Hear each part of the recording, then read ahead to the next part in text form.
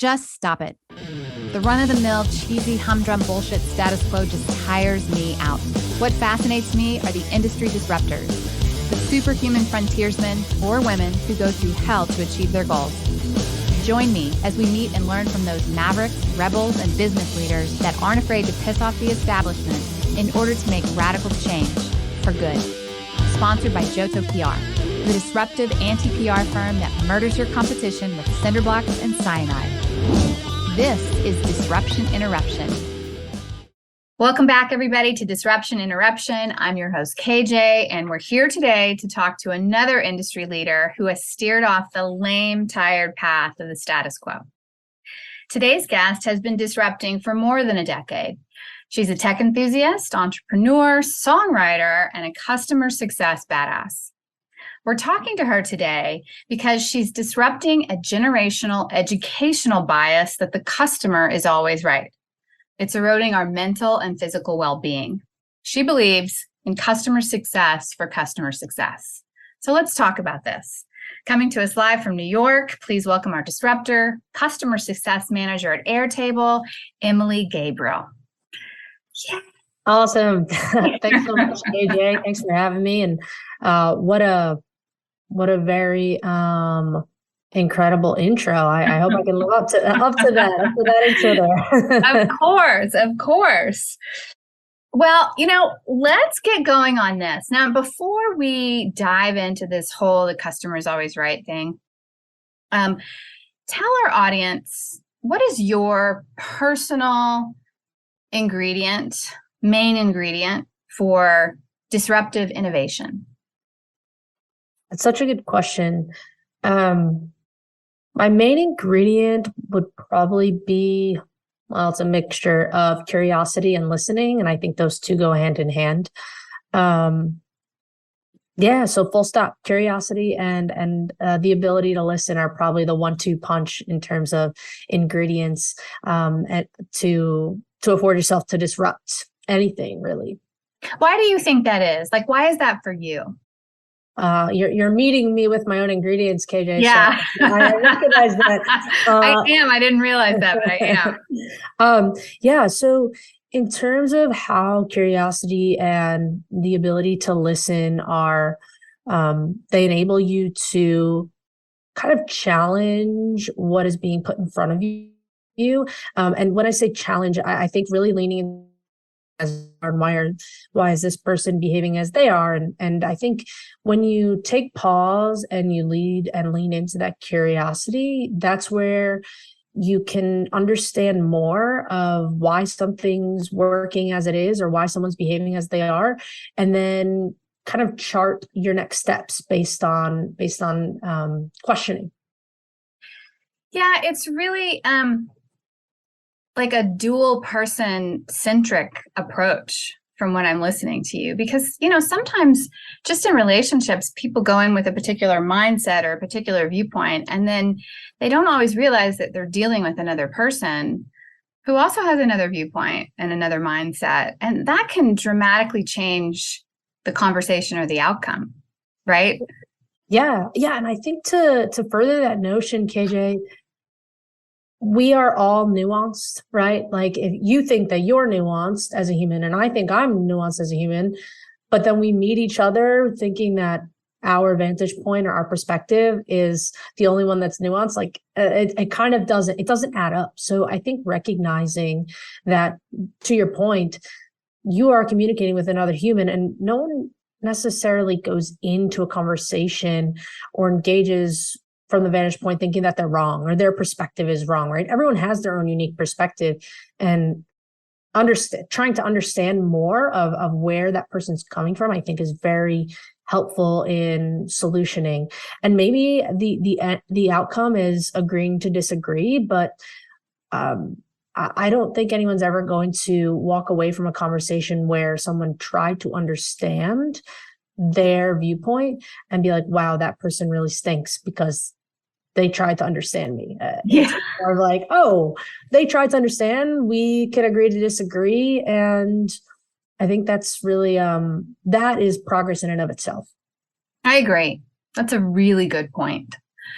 So let's talk about the status quo of the customer is always right. Oh, goodness. And I know, right? It is an educational bias. It's generational. It's been around for I don't know how long. It's not working. It's not working anymore. I don't know if it ever worked. Maybe it did. But what is the status quo with that today, especially in customer success? Yeah, it's a multifaceted assessment to say like, hey, the customer's always right. Simple statement, but what does that actually mean? And this kind of roots back to leaning in with curiosity, because it's easy to judge. It takes less energy to judge than it does to understand. And when you are going in with the notion of having the guardrail or the full stop, rather, the customer is always right, no matter what, by any means necessary, you are potentially doing a disservice to both yourself as someone that is servicing a customer or client, and to that customer or client themselves, because sometimes it's helpful to slow down, to speed up, right? And what does that mean? Well, a customer can come to you with these fast and hard deadlines, and that may not align with what you're capable of producing or providing in that short turnaround time. And if you go outside of your advised timeline, and the customer is pushing you to do so, then maybe you end up with a Band-Aid fix as opposed to a fully functioning and appropriate solution to offer to a customer. So is a customer always right? I don't think it's a matter of right and wrong. I think it's a matter of what is in both parties' best interests. And sometimes that really is slowing down to speed up. And a customer may feel, oh, I'm being told I'm wrong. You're not being told you're wrong necessarily. You're also not being told you're right.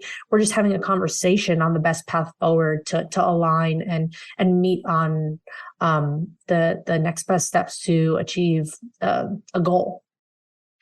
Right. And Emily, do you find today that customers are less tolerant? When you're dealing with customer success, a lot of times it can be reactive, not proactive. Mm-hmm. A lot of times it's mitigating or handling issues that bubble up, right? Mm-hmm. Do you find people are less tolerant today? Less tolerant. Tell me more. Maybe if you could describe to me a scenario. More demanding, expecting things that maybe technology wise, because they, are used to certain things going very fast, thinking other things are, to be fast, not understanding processes, not understanding certain things, being irritated at that. Yeah. In terms of less tolerant, I guess, we would need to kind of pick out a benchmark or like a benchmark moment to say like, hey, this, here's our benchmark. Now a customer is less tolerant, or now a customer is more tolerant. Yeah. It's hard to say as a blanket statement. Yeah. However, what I will say is I think that like mildly pivoting, I think that the surgence of these buzzwords in business now. First it was the Great Resignation. Now it's quiet quitting. I think I saw quiet quitting. Yes, that was a new buzz for it. I saw a funny LinkedIn post recently that was like, it's only quiet quitting if it's in the Champagne region of France. Otherwise, it's sparkling boundaries, which which I thought to be funny. But we digress. So the reason I bring this up is because I think the pandemic and the flexible working conditions, first it was working from home, then it's part-time, there's a lot of different circumstances in which companies are affording their employees to work in their physical space. And with that comes the challenge, right? For whether it's customer success or otherwise of having these work-life balances, right? What is the boundary? Like, you're sitting during the peak pandemic when many of us were quarantining and primarily working from home. If you're working in, likely in customer success, you are you're accessible all the time because you're not really going anywhere, doing anything, and you have access to your phone, your computer, all your devices. So making sure that you're articulating what are appropriate work boundaries is a challenge, right? Because then anchoring back to that, the customer is always right. Well, you want to be of service to your customer, but if you're burning a candle at both ends, it's going to burn out quicker or more quickly than if you're burning it at one end mindfully, as cliche as that may sound. Yes, it's true. And I know it's hard to do a blanket statement on something or some generality, and that makes a lot of sense. One thing I was thinking of, like, for instance, in fintech, and e-commerce and, the payments industry and so forth, we've noticed a lot in customer success where, and the supply chain issues, right? Where people are now, shopping a lot more on e-commerce, supply chain issues, not getting things fast enough, initiating chargebacks at the fly of the hand, right? Not watching their emails or their notifications that there's been a delay, banks having to handle these chargebacks, now becoming a cost center rather than a profit center, merchants doing that, trying to handle customer success, unsuccessfully, right?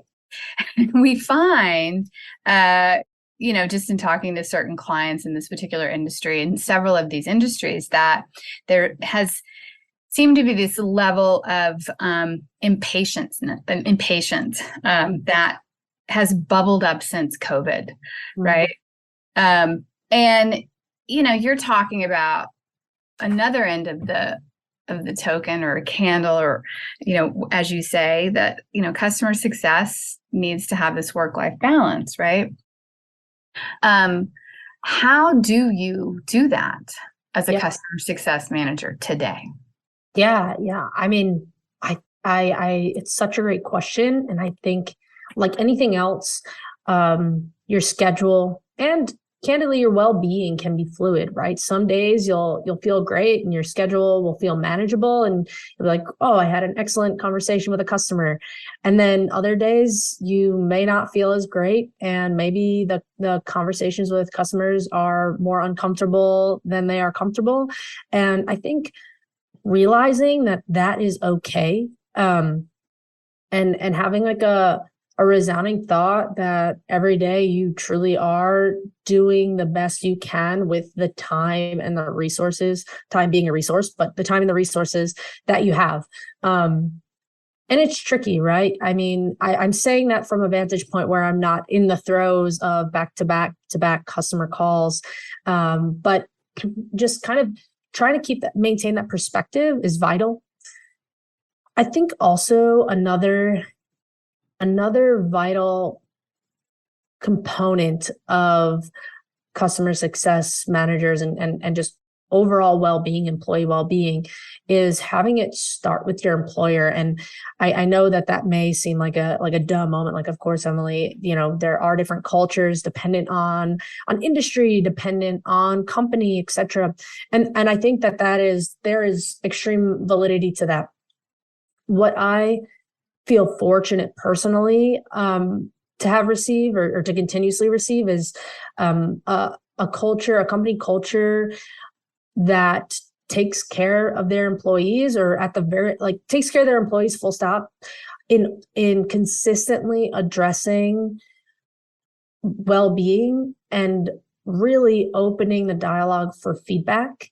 I think that's something, feedback is a gift. We actually have like an internal saying at Airtable where like the gift of feedback and really recognizing it as such. And what does that mean, right? The gift of feedback. Well, if someone is taking the time to provide feedback to you, then that truly is a gift. It is an opportunity to hear someone else's perspective, right? Be curious enough to ask for the feedback, hear their perspective, listen, and then, do with it what you will.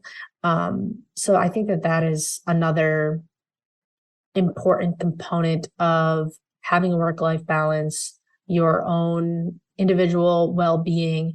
And that trickles down from the top in a company sense and a company culture sense. And it's not, nowhere is quote unquote perfect. What is perfect anyway? But I think trying is always appreciated as opposed to throwing your hands up and being like, well, everyone's unhappy anyway, so why try? Right? That's probably that's a situation where you're like, the building is burning. I don't know if I want to, be here as it crumbles down. Yeah. Yeah. How have you seen things like innovate and change to help customer success? I mean, you're a big proponent of customer success for customer success, right? Yeah. Customer success is hugely important. It has a lot to do with quality assurance, quality control, but they do get a lot of things that they have to handle. Yeah. I think you said something really great earlier in the conversation, KJ, which is having or understanding exactly what, I guess, goodness, I've lost my train of thought. But you mentioned that having the ability to, was it pause? My goodness. At any rate, you were, if you remind me, I might remember. Yeah, you were talking about goodness, you were saying customer success for customer success. Oh, you were talking about proactive versus reactive. That's it. There we go.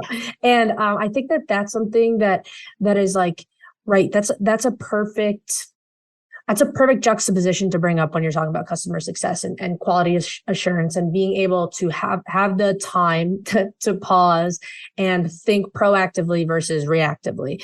And part of being able to do that is, again, leaning into that pause. You're always going to have customers, right? We've probably always can empathize with being a disgruntled or a frustrated customer. Hey, I got a service from my bank and I'm annoyed because they charged me for this and they shouldn't have, whatever it is, overdraft. I don't know what the situation is. You're on an airline. That seems to be a low hanging fruit target. And your flight was delayed or canceled and you reach out to United or JetBlue and you complain. Poor guys. Yeah. Right. But for every effort that is reactive, think about how even the airlines, how are they being proactive in their customer service, their customer success? One thing I can think of is they're sending out surveys, and probably a lot of times you're like, oh, I'm not answering this survey, or I'm answering the survey and I'm going to drag them through the mud. Sure. But that is an instance of a proactive customer success motion, right?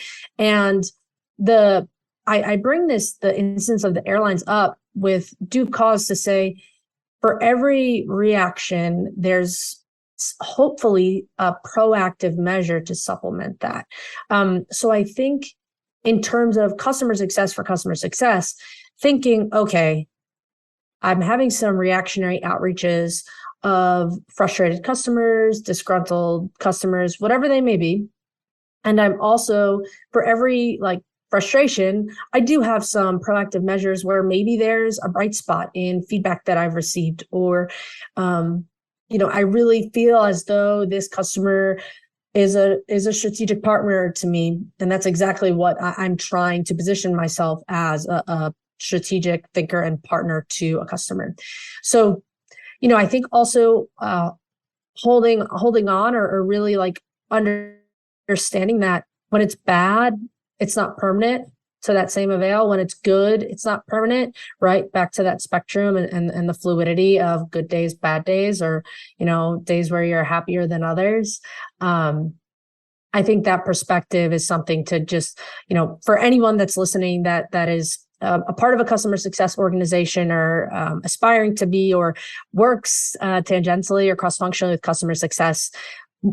Anchoring back to what you said, we're all human, right? We're all humans talking to humans. So if you've ever had a not so great day or felt a little off, chances are someone else has also felt like that. And you may be all interrelated and interconnected. Yeah, right? Exactly. The guy that cut you off on the way to work, he got pissed off at something. Now he's made you mad. Right. You go to get your coffee. You're rude to the barista. Now the barista's got to handle the next person. So she gets the the order wrong and how this guy's, I mean, it is a chain reaction. Yeah. Seriously. Exactly. I love that journey you just took us on there, KJ. Well, is it so real? It's so real. It's so real. Yeah. Yeah. Someone told me one time, this is a dual terminal, dual person, dual universe, right? Terminal, battery, got to have plus and minus for it to work. Right? Yeah. Conversation, can have a conversation unless you have someone else. Right? Yeah. You know, you can't ride a bike without having two wheels. I mean, it's like, you know, even, you know, those skateboards, like the uniskateboards, right? They have a platform for right and left leg. We fail to realize that sometimes, you know, in this particular balance, there's always another person at the end. But you mentioned something conceptually that this is not a like work-life balance, quality of life, like customer success. It's not a static proposition. It's very dynamic. It fluctuates. And it is how you work with that to make it work for you or make it work for the customer success organizations or the companies, you know, that deal in customer success. It is a constantly created thing. Is that right? Yeah. I think you hit the nail on the head there. That I mean, the human condition every day may feel the same or may be drastically different, but you know, time is passing and we are doing our best to navigate the current circumstances. And KJ, I think that there is something to be said again about having the resources to take care of yourself, right? Because even as a customer success manager, talking to a customer, I can only do so much, right? Like short of going in and actually executing on the work that needs to be done with whatever platform or software or whatever tools has customer success to support it. You can only do so much by providing and suggesting resources. So in a very meta sense, if you will come along this journey with me, you have, well, what resources is every company going to provide their team members with to enable their success? So I think about, for example, what I'll speak to my experience at Airtable. They provide us a mental health platform, well-being platforms called Modern Health. There are other ones I think called like Ginger or Lyra. So there are a few of these services out there. And within our employee benefits, Airtable offers Modern Health, and it is a platform where there are certain like curriculums, kind of like a calm or meditation app where you can go through and have like a mini lesson, if you will, or mini workshop around something supporting mental well-being. And it also provides an aggregate of mental health professionals for you to have access to. So there's professional coaching and then there's therapy that are all accessible through Modern Health. Now, I promise you, Modern Health nor Airtable are paying me to say this. I am giving an example of a resource that is supporting the success of customer success managers. And you see how it's kind of meta there. Me, a customer success manager, may give a resource to a customer and say, hey, here is a how-to guide of how to do exactly what you're looking to accomplish, right? And this is charting towards your success and your goals as a customer. To the same avail, I am able to, maybe think that clearly or provide that level of support because I, as a customer success manager, am being provided resources by my employer that's saying, hey, we know that, customer success, engineer, operations, finance, you name it, everyone needs support. Here are the resources. And then from there, it's like what you make of it, right? So myself, as someone that wants to, treat my mind as a muscle, right? If I get up and, ride the Peloton every day for my body, then I want to do something for my mind as well to make sure that I'm exercising that muscle. And that's real. I'm sure that this is not the first, 10th or last time that you'll hear that, but your mind is a muscle that needs to be exercised. And I think that the offering or the resource of having professional coaching or having access to therapy, it's nothing to be embarrassed of or ashamed of in attending, but I sign up for both, by the way. So, cat's out of the bag, something that I'm a huge supporter of, and encourage it, because that's me being proactive, right? That's me putting on my customer success hat and saying, I'm going to proactively exercise the muscle and tend to my mental health, because if not, then what I'm reacting, and who knows what the reactionary result or measure would be. Well said. Yeah. Who knows what the result or reaction would be. And I'm glad you brought that up, because I was going to ask you, what does Airtable do? Tell me how this has helped you. Tell me some of the significant wins you've had as a customer success manager and even your customer success team. Yeah.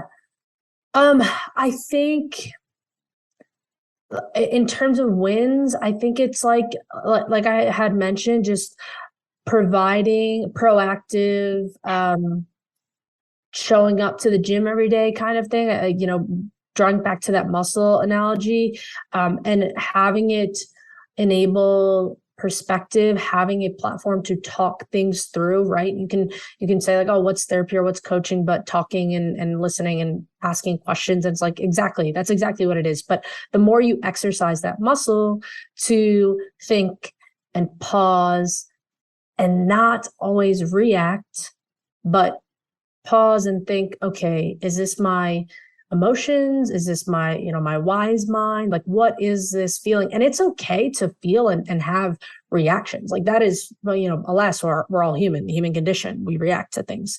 But I think like having a space to talk about that, not only with mental health professionals, but with your peers, is extremely helpful, especially when you're not always in the same physical space, right? Customer success managers oftentimes are ICs, right? We're individual contributors. We have a team, which is great, but we're not always meeting with that team every single day. And especially if you're like I am right now, sitting in my home office, you're not necessarily going to have someone to bounce ideas off of. So the pure act of talking about situations is extremely helpful. And I don't think I'm the only one that thinks that. No, Emily, you're not the only one. And this is what you mean by customer success for customer success. Yep. Yeah. Having the resources. And there are adages that I could quote and bring some supporting evidence to. For example, a happy employee or a healthy employee will produce the best and most work, and that's accurate, right? I mean, think about any time that you were feeling good, you probably did some of your best or better work. Yeah, amazing. The work that you put out. So. That is very true. How does Airtable measure the success of this customer success for customer success? Gosh, we're like in this inception loop now. That's a great question. I mean, I don't think I know the answer offhand, but I think the success of a company probably has some metrics to do with what appeal, retention. I think the interesting part that Airtable plays specifically is the actual veins of Airtable, like what it does. For those of you that don't know what Airtable does, it's a connected apps platform that solves a problem to fit your workflow and your working conditions. So the veins, the pure veins and functionality of Airtable is actually to make your employees happier as a high level goal, right? Because I don't know about you, but if I start to do something and someone says, hey, Emily, I don't know, I'm making this up, fill out your time card. I don't fill out time cards, but let's say I did. And I go to open up my time card wherever I'm directed to, and I look at it and I am confused as heck. I'm like, what is this? I don't know how to do this. I'm probably going to either A, not do it at all, or B, put it off until the very last possible minute and then probably risk doing it wrong. So I say that because it's like the easier you can make, or the clearer you can make a process for someone to execute on, the more likely they are to do it, right? Does that resonate with you? Like, yeah, so totally. I mean, from my point of view, from my employees' point of view, yeah, absolutely. Right. So I'm glad that we have we can empathize there. And then so furthering that, the whole, again, like veins of Airtable is connecting applications to make life easier for your employees and the work that they're doing. So what do I mean by that? Well, maybe you're in your email, you're in your Slack or your MS Teams, you're in Excel, you're in, insert other application here. And it's tiring. You're bouncing back and forth, all just to fill out, let's say, your time card. Well, let's say that you had a connected application that connected your email to your Excel, or your email to your Google Doc, or whatever it may be. So that's what I mean by like Airtable's veins are very much so like rooted in increasing productivity and like thus and increasing transparency, which are kind of like, again, a 1-2 punch of what can make an employee's life easier. I don't have to chase things around. I don't have to search for information. It's all in one place. Therefore, I can be more productive because I don't hit that speed bump of, I have no idea how to fill out this confusing time card. I'm not doing it kind of thing. So all that to say, since what I've just outlined is the veins or the existence of Airtable, it makes sense to me that they also approach the employee happiness or team member happiness from a similar vantage point. Like it all connects kind of together. Does that make sense? I feel like I just I made a lot of sense in my mind. You went all the way around the world. I did. But yes, it does make sense. How did you get on this customer success path, right? And how did you become a big proponent of this customer success for customer success? Was it a pivotal moment in your career? Was something happen where you said, that's it? Was it a gradual thing? Yeah. Great question. I'm full of them. Where did I come good from? Questions. Yeah, you're not lying there. Yeah. How did I get into customer success? I love technology, or I'll say like I'm fascinated by technology. It's intriguing, right? It's always making progress. There's always something new to learn. And I think that is inspiring to me, that there is no finite, like, okay, this is done. I guess the same could be said for humans, which is, me kind of just maybe tricking myself into thinking, I like that there is no finite form of software. But anyway, because of my affinity for being intrigued, or my interest in technology, it excites me to share what I've found out about technology.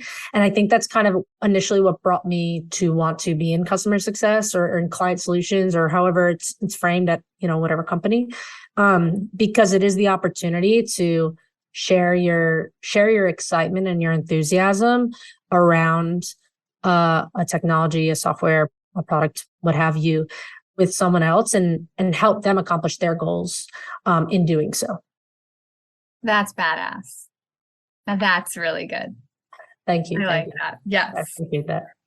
What do you do outside of, Airtable and being a technology, enthusiast? Yeah. What are your crazy passions? I see guitars behind you. You have like a record player there.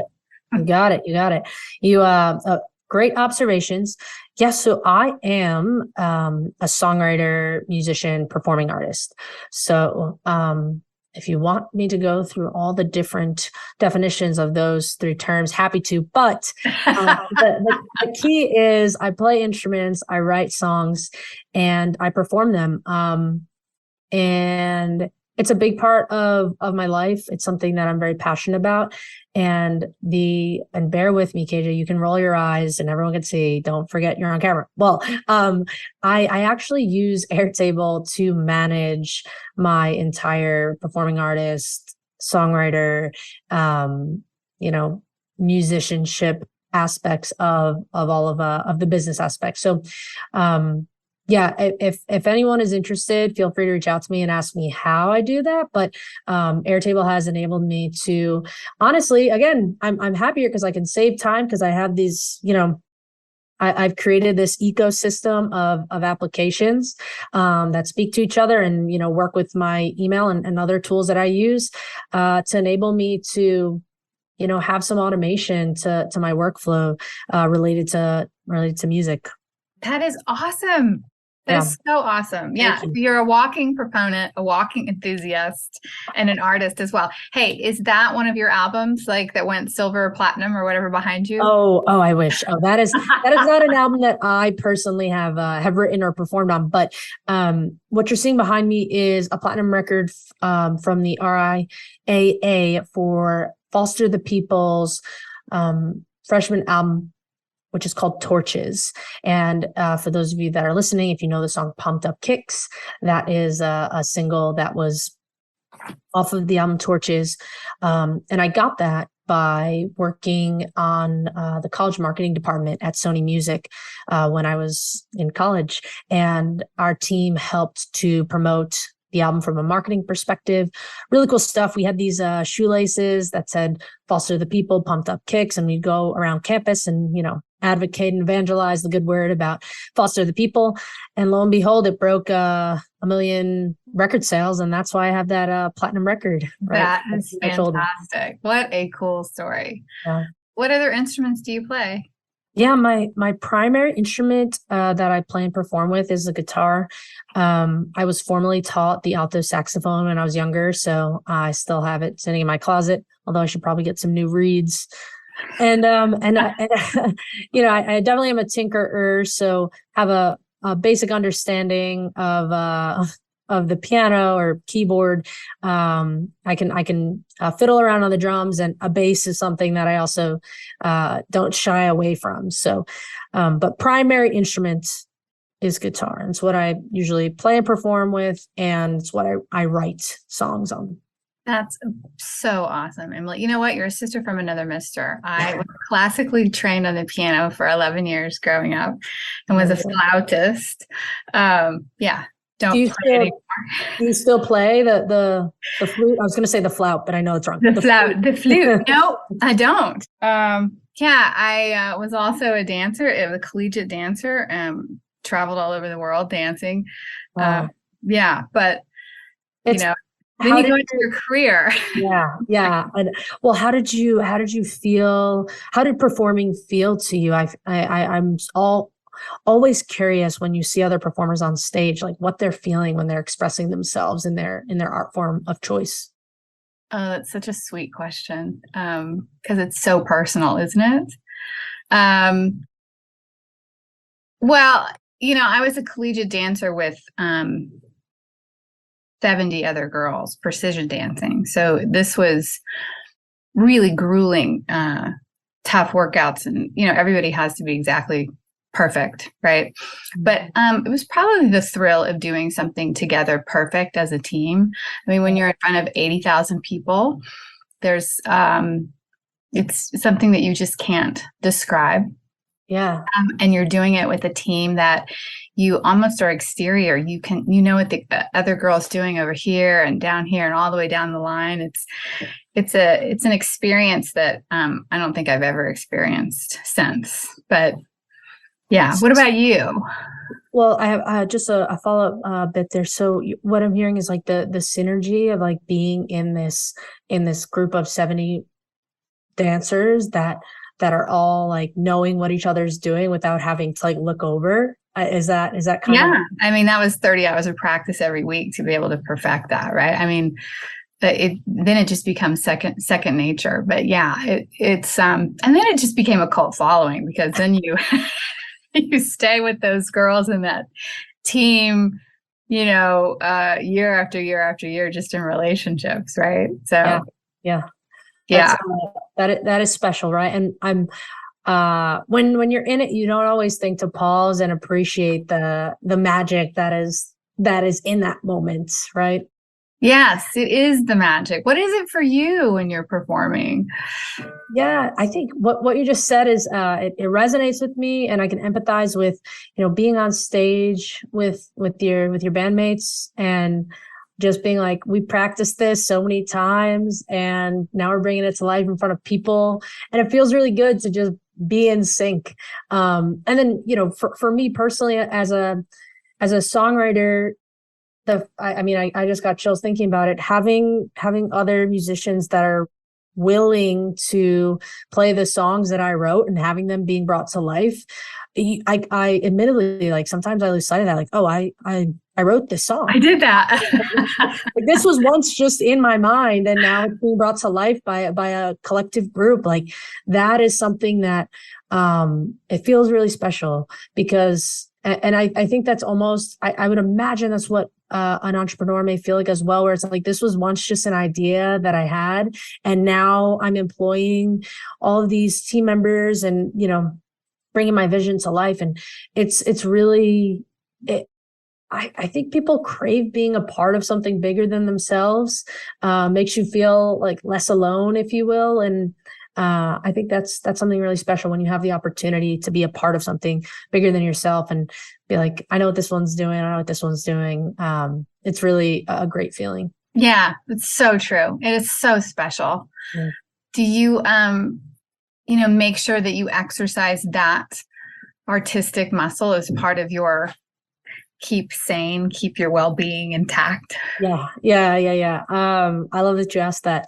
So I know that people say like, oh, are you a morning person or a night owl? Like, that's like a big, this or that thing. I am 100% a morning person. That's something I identify with. And as a performer too, I would imagine you would not be. Well, I'll say this. I mean, there are some caveats, but I will say that in the morning routine, it feels like it's like time for me to do whatever I need to do to set myself up for the day.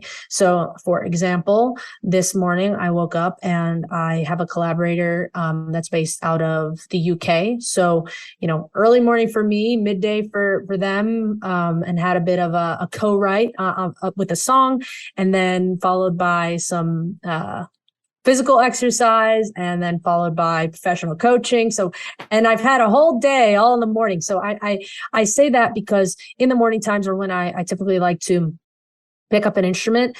And honestly, it's very nice to have that, what is it, like tactile feeling. Mm-hmm. Like, I'm not on a computer, I'm not texting, I'm not typing on a keyboard, I'm not behind a screen, I'm just playing. It feels so, I don't know if the word's like organic, where like you are just feeling something and you can't not pay attention really, because something is in your hand and you're doing something with your hand and your brain is so. It's so true. I agree with you on that. Yeah. That's the movement is medicine, right? That's something that I'm sure you can empathize with as a collegiate level dancer. You could say 30 hours a week to prepare for your performance, but think about all the hours you put in prior to get to the collegiate level. I mean, I can only imagine the level of dedication it takes to be a collegiate athlete of any sorts. Well, like I said, it can be a cult following. It's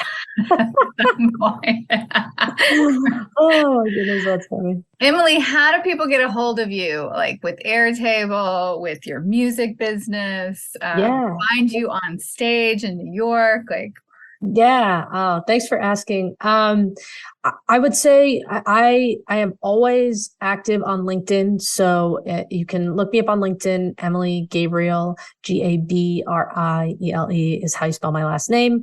Send me a message there. For those of you that are more into social media, in maybe a different sense, I'm at EG Music NYC on Instagram and on TikTok and all the other platforms, EG Music NYC. That's also my domain is egmusicnyc.com. So it depends on however you want to reach me. You can, just depends on the channel that you frequent the most. Awesome. Thanks, Emily. This has been So fun, so enlightening.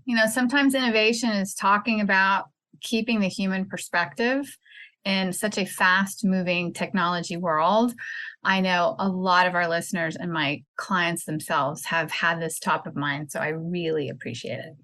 Yeah, I appreciate the opportunity to chat and your thoughtful questions and the great conversation, KJ. I look forward to keeping in touch and listening to the other disruptors that you have a chat with. Awesome. And one more thing, I'm curious, when are you playing next? When is your next performance? Yeah, thanks for asking. Next big show is actually going to be at Rockwood Music Hall.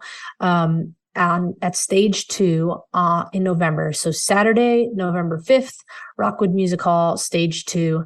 If you haven't been to Rockwood Music Hall, whether it's to see me or someone else, I highly recommend it. The sound there is incredible. So hopefully you'll see me there on November 5th. Awesome. Great. Thanks so much. You bet. That's a wrap, everyone. If you learned something today or laughed with Emily and me, go tell someone about this podcast and tell people to go disrupt their markets with a tidbit from this show. Thanks for listening to Disruption Interruption, where we transform lives, change consumer behavior, alter economics, and never accept status quo. Ciao for now. Because we live in a highly litigious society, with America being one of the top litigious countries in the world, here's our legal disclaimer. This information is not intended to be a substitute for professional public relations or legal advice. Do not disregard seeking professional, legal, healthcare, or financial advice, or delay seeking professional PR or legal advice because of something you have heard here. Contact an attorney to obtain advice on any particular legal situation or problem. Use of this podcast or our website or any of its social media or email links do not create an agency-client relationship between Johto PR and the user.